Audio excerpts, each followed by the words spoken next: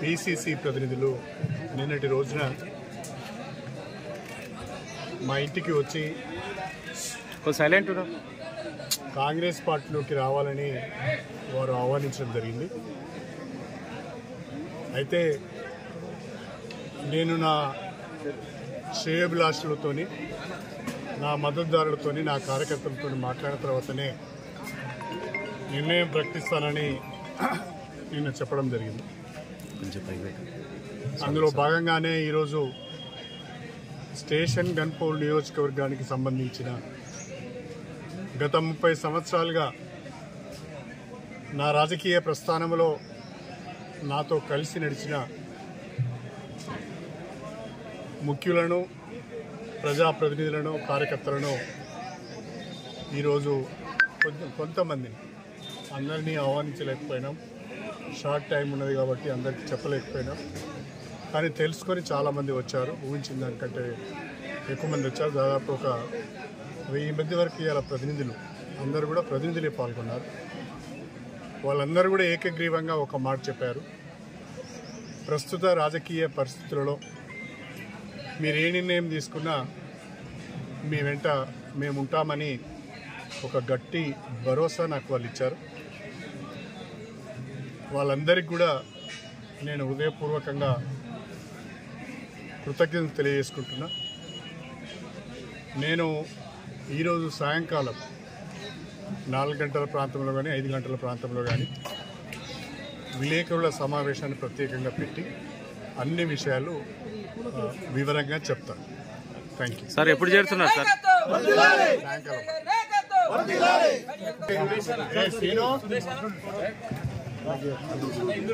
Srinu photographer.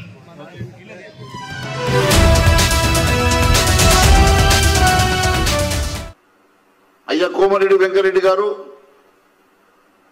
మొన్న నువ్వే కదా గడ్కరీ దగ్గర పోయి వచ్చింది, గడ్కరీ గారి దగ్గర పోయి వచ్చింది. అంతకుముందు మీరే కదా అమిత్ షా గారిని కలిసి వచ్చింది.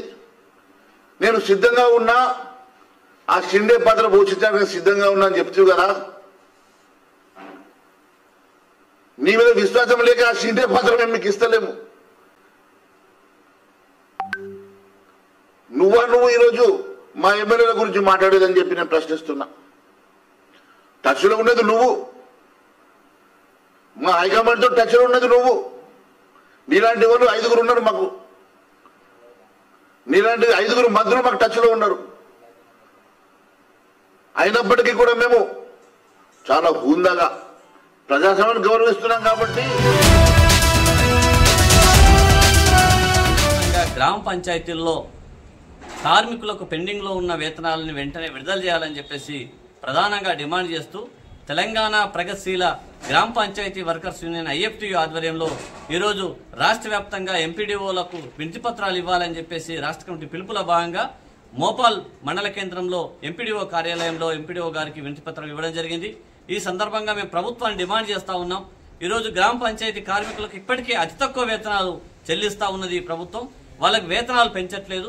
కనీసం ఈ తక్కువ వేతనాలని కూడా రెగ్యులర్గా ఇవ్వట్లేదు. చాలా చోట్ల 2 నెలల నుంచి 5 నెలలు, కొన్ని చోట్ల 6 నుంచి 9 నెలలు వాళ్ళ వేతనాలు పెండింగ్లో ఉన్నాయి. ఈ అతి తక్కువ వేతనాలు పెండింగ్లో ఉంటే వాళ్ళకు రోజువారీ ఖర్చులు కానీ, అదేవిధంగా వాళ్ళ పిల్లల్ని సాకడానికి ఎట్లా సాధ్యమవుతుందని చెప్పేసి ఈ ప్రభుత్వాన్ని ప్రశ్నిస్తా ఉన్నాం. వాళ్ళకి వాళ్ళ అప్పులు పుట్టట్లేదు, గ్రామాల్లో ఇన్ని రోజులుగా వేతనాలు రావట్లేదు అని చెప్పేసి వాళ్ళకి ఇబ్బందులు పడతా ఉన్నారు. పిల్లలకి చదువులు, హాస్పిటళ్లు కూడా ఉంచుకోలేని పరిస్థితి ఉన్నది. కాబట్టి తక్షణమే ప్రభుత్వం వెంటనే పెండింగ్లో ఉన్న వేతనాలన్నింటినీ కూడా రిలీజ్ చేయాలని చెప్పేసి మేము ప్రధానంగా ప్రభుత్వం డిమాండ్ చేస్తా ఉన్నాం. లేకపోతే పెద్ద ఎత్తున యూనియన్ ఆధ్వర్యంలో ఆందోళనకు పూనుకుంటామని చెప్పేసి ఈ ప్రభుత్వాన్ని మేము హెచ్చరిక చేస్తా ఉన్నాం.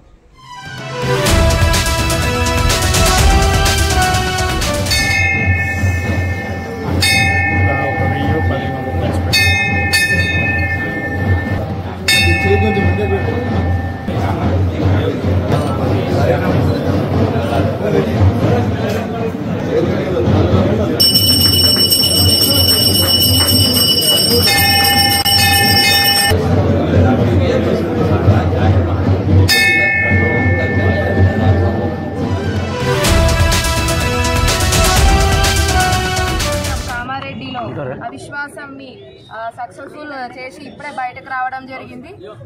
15 days బ్యాక్ అంటే 11th డేట్ రోజు పెద్దలు హైకమాండ్ సీఎం రేవంత్ అన్న గారు అలాగే షబీర్ అన్న గారి ఆధ్వర్యంలో వాళ్ళ ఆదేశాల మేరకు మేము కలెక్టర్ సార్ దగ్గరికి వెళ్ళి అవిశ్వాసం లెటర్ ఇవ్వడం జరిగింది. మాకు ఎలక్షన్ కమిషన్ నుంచి 30 డేట్ ఇచ్చిరు.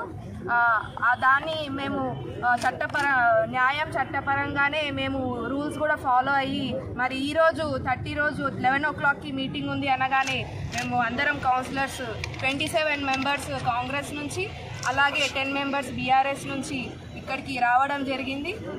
ఇప్పటిదాకా కూడా కోరం ప్రకారం అందరం కూడా 34 మెంబర్స్ తోటి అవిశ్వాసం నెగ్గుతుందని చెప్పడంతో మేము 34 కన్నా కూడా ఒక 3 మెంబర్స్ ఎక్స్ట్రానే ఉన్నాం. మొత్తం టోటల్ 37 మెంబర్స్ కూడా ఇక్కడికి రావడం జరిగింది. మరి ఈ యొక్క అవిశ్వాసంని సక్సెస్ఫుల్ చేసుకొని బయటకు రావడం జరిగింది.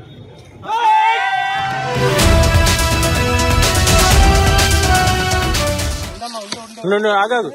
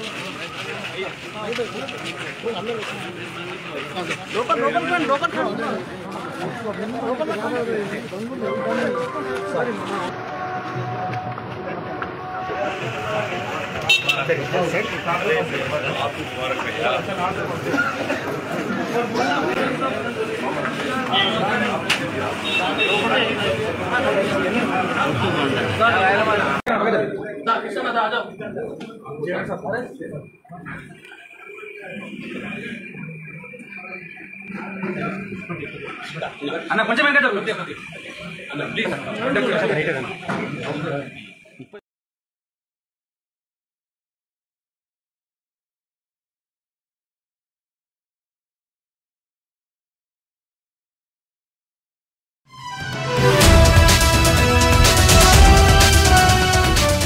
దినాలైతే ఇంకా చూడు వాళ్ళ కుటుంబం ఎంతమంది చేరుకోవాలి. ఫోన్ ట్యాపింగ్ భార్యాభర్తలకు వచ్చే ఫోన్ ఇంటారా ఎవరన్నా భార్యాభర్తలు మాట్లాడింది కూడా ట్యాపింగ్ చేశారు. అది కూడా వాళ్ళ కుటుంబ వ్యక్తులు కూడా చేసింది. ఆ పేర్లు వస్తే వెళ్ళగా మీకు రాబోతున్నాయి. ప్రైవేట్ టాక్స్ చాలా పెద్ద నేరం ఉంది. యాజ్ టెలిఫోనిక్ చట్టం ప్రకారంగా చాలా పెద్ద నేరం అది. ప్రైవేట్ వ్యక్తులతో భార్యాభర్తలు మాట్లాడుతున్నది అది కూడా రికార్డింగ్ తెప్పించారు. చూడు ఆ రాధాకృష్ణ అనేటువంటి పోయిండు, ఏం రాధాగిరి నడిపించాడు. 9 సంవత్సరాలు వాడే. ఆ ప్రభాకర్ రావు అమెరికాకు పారిపోయాడు. డిఐజీ రిటైర్డ్ అయినాక 9 సంవత్సరాలు వారికి అదనపు బాధ్యతలు ఇచ్చినారు. అట్లా ఫోన్ ట్యాపింగ్, లిక్కర్ కేస్, ఇక భూ కబ్జాలు. వాడు కన్నారావు అనేటువంటి వాళ్ళ అన్న కొడుకు పారిపోయాడు సింగపూర్.